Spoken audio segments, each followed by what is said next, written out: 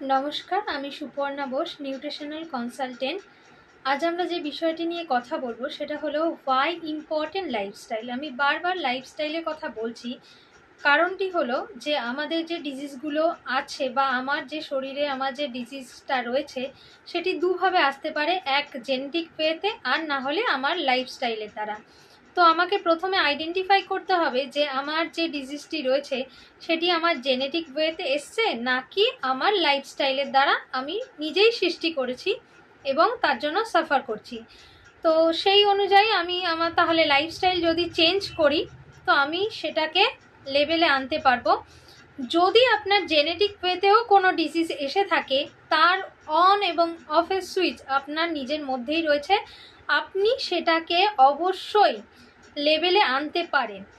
তো তার জন্য আপনাকে লাইফস্টাইলটা ঠিক করতে হবে। এটা বুঝতে হবে যদি আপনার কোনো ডিজিজ জেনেটিক ওয়েতে এসে থাকে তো আপনি যদি সেটাকে লেভেলে আনতে পারেন, আপনার নেক্সট যে জেনারেশান রয়েছে তা সে এই ডিজিজটির জন্য সাফার করবে না।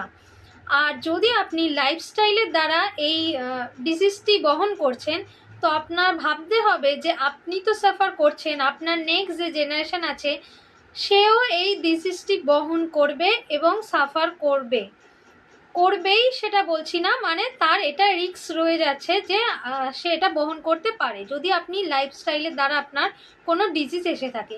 তো আমার পুরো ব্যাপারটার মধ্যে একটাই জিনিস যে আমি যদি লাইফস্টাইলটা ঠিক করতে পারি তো আমার জেনেটিক ওয়েতে ডিজিজ আসুক কি লাইফস্টাইলের দ্বারা আসুক আমি দুটোই ব্যালেন্স করতে পারবো। তো তার জন্য আমাদের কিছু জিনিস মাথায় রাখতে হবে।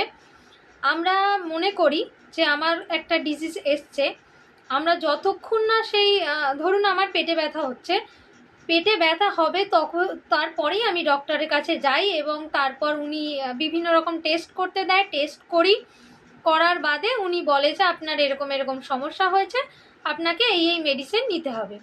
তো সেটা প্রথমে ভাবতে হবে যে আমরা যে সমস্ত মেডিসিনগুলো ইনটেক করছি আমার কিন্তু ডিজিজ বাই রুট কিওর করে না। আমি যতদিন খাবো ততদিন সেটা ব্যালেন্সে থাকবে, আর যখনই আমি সেটা খাওয়া বন্ধ করে দেব তখন আবার সেই সমস্যাটা রিপিটেড হতেই থাকবে। তো আমাকে লাইফ টাইম ওটা আমাকে খেয়ে যেতে হচ্ছে। কিন্তু যদি আমি লাইফস্টাইলটা ঠিক করি, আমি নিজে থেকে সেটাকে এক্সারসাইজের মাধ্যমে এবং খাদ্যের মাধ্যমে সেটাকে ব্যালেন্স করতে পারি, এর থেকে ভালো কিছু তো হয়ই না। কিন্তু আমাদের এখন যে সমস্যাটা দেখা দিয়েছে সেটা হলো যে আমরা আর্নিং করতে এতটাই ব্যস্ত হয়ে যাচ্ছি। অবশ্যই আর্নিং জরুরি, কিন্তু আমরা তার মাঝে আমাদের অবশ্যই মনে রাখতে হবে হেলথ ইজ ওয়েলথ, স্বাস্থ্যই সম্পদ। তাই জন্য আমাকে সেটার জন্য আমাকে নিজেকে আগে ঠিক রাখতে হবে, তবেই আমি আর্নিং করতে পারবো। যদি আমার শরীরে কোনো রকম ডিজিজ তৈরি হয় বা আমার শরীর খারাপ হয় তার জন্য আমি যেমন সাফার করব আমার ফ্যামিলিও সাফার করবে, সাথে আমার যে কাজটি আমি করছি সেটাও আমার সমস্যার মুখে পড়বে। সুতরাং আমাকে চেষ্টা করতে হবে যে টাইম মতো খেয়ে নেওয়া, টাইম মতো ঘুমানো, 8 ঘন্টা অবশ্যই ঘুমোতে হবে। আমি খাওয়ারটা টাইম মতো খাবো এবং ঘুমাবো টাইম মতো।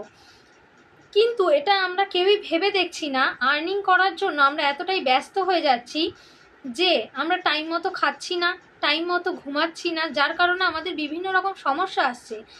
কিন্তু আমরা মেডিক্লেম করে রাখছি যে আমি নিজেই জানি যে আমার বিভিন্ন রকম রোগ হতে পারে, তার জন্য আমি মেডিক্লেম করে রাখছি। কিন্তু আমি যদি সেটা না করে আমি নিজের প্রতি নিজে যত্নশীল হই তাহলে আমি মনে করি যে আমরা অনেক রকমভাবে ভালো থাকতে পারবো। আর সব সময় আমাকে নিজেকে নিজে বলতে হবে আমি হাসি খুশি থাকবো। সেটা কিভাবে? আপনার যেটা মনে হয় যে এটা করলে আমি খুব হাসি খুশি থাকি বা আমার ভালো লাগে, তাহলে আপনি সেটা দেখুন বা সেটা করুন, যেটা করলে আপনি আনন্দে থাকতে পারবেন। তাহলে আপনার মেন্টালের মানে মাথার উপর চাপ পড়বে না, আপনি সেটা অনেক রকমভাবে আপনি ভালো থাকতে পারবেন। মেন্টাল হেলথটা ভালো রাখা খুবই দরকারি। এছাড়াও আমাদের ভাবতে হবে যে আমি যে এতটা ব্যস্ত হয়ে যাচ্ছি কিন্তু পরবর্তীকালে আমি যে টাকাটা ইনকাম করছি সেটা আমার কিন্তু মেডিকেল লাইনেই চলে যাচ্ছে, তাহলে আমার এটা কেউ পার্সোনালি নেবেন না, এটা আমার মনে হয় যে আমি ধরুন 20 টাকা এক্সট্রা ইনকামের জন্য আমি অনেকটা খাটছি, কিন্তু আমার দেখা যাচ্ছে ওই 20 টাকা ইনকাম করতে গিয়ে 2000 টাকা আমাকে ডাক্তারের পিছনে দিয়ে আসতে হচ্ছে, কারণ আমি বিভিন্ন দিন না খেয়ে সময় মতো না ঘুমিয়ে, একদিনে তো রোগ সৃষ্টি হয় না। আপনি আজ মনে করছেন যে আমার কোনো সমস্যা নেই, আমি করছি, অসুবিধা নেই, কিন্তু একটা সময়ের বাদে অত্যাচার করতে করতে শরীরের উপর তারপর আর শরীর নিতে পারে না, তখন প্রথমত সাইলেন্ট মোডে থাকে, কারণ আমাদের কিডনি হার্ট এগুলো তো আমরা খুলে বার করে দেখতে পারি না যে তার মধ্যে কি কি সমস্যা আসছে।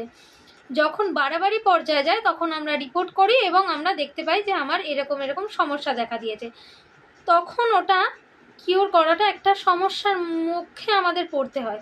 তো আমার মনে হয় পার্সোনালি, এটা আমার মনে হয় যে আমি যদি ওটা না করে আমি যে সময়টা মানে স্পেসিফিকভাবে আমি যদি সেই সময়টা ঠিকঠাক মতোভাবে খাওয়া দাওয়া করতে পারি এবং ঘুমটা ঠিকঠাক মতো করতে পারি এবং হাসি খুশি থাকতে পারি, আমরা অনেক রকম রোগ আমরা অ্যাভয়েড করে চলতে পারবো। নমস্কার, আজ এইটুকুই।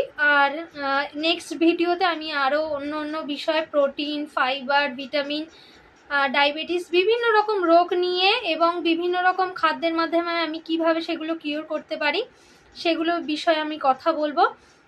সাথে থাকবেন, ভালো থাকবেন, ফলো করবেন এবং সাপোর্ট করবেন। Thank you.